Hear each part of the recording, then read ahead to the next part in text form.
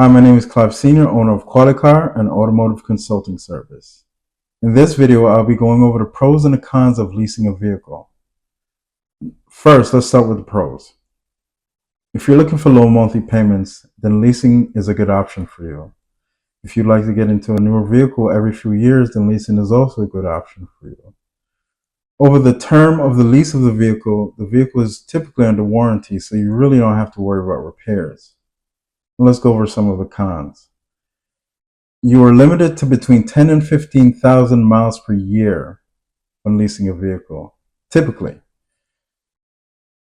If you try to get out of the lease early, it's usually a hassle. At the end of the lease, you do not have equity or ownership of the vehicle. These are just some of the pros and cons of leasing a vehicle. If you'd like to get more into detail, please do not hesitate to give us a call or visit qualicarct.com. That is QUALIKARCT.com, and fill out the customer request form. This will help us to better assess your situation.